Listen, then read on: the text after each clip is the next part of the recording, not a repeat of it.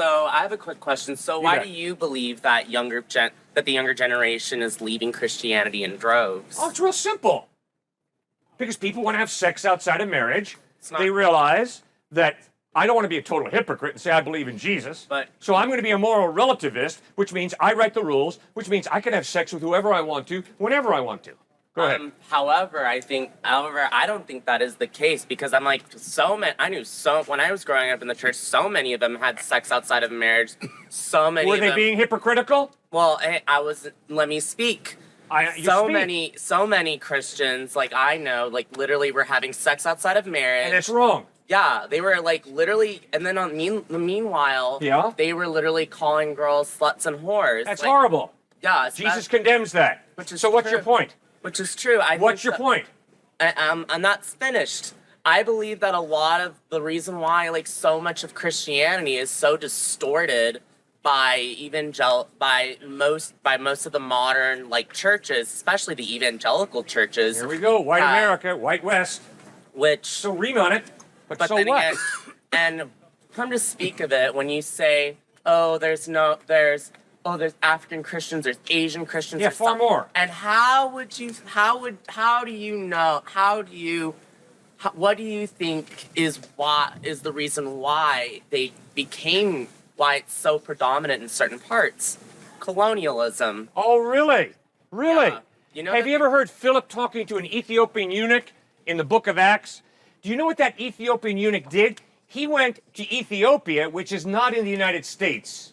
For those of us who are geographically challenged, But the United he went to Ethiopia, and the Ethiopian church is one of the oldest churches in the world, and it has nothing to do with the West. It's in Ethiopia, Northern Africa.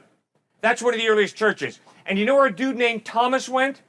He went to India, to southern India, and he planted a church in southern India, which is also one of the oldest churches in the world, which means the Ethiopian church and the church in India is older than any church in the United States.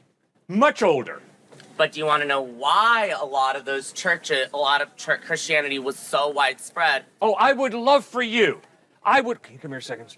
I would love for you to tell me why he, as an African American, believes in Jesus. Do you believe in Jesus? Okay, so please tell me, and I would love for you to just keep your line of thinking going, because you're doing a great job.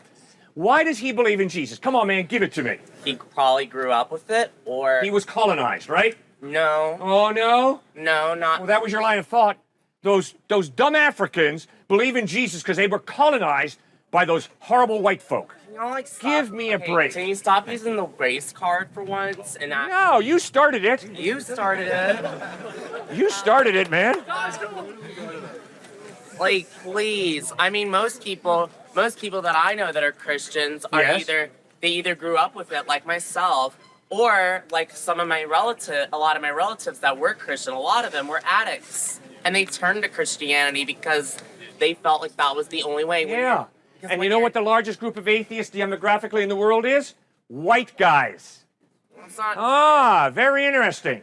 Yeah. The largest group of atheists demographically in the world is white males. but I'm not white.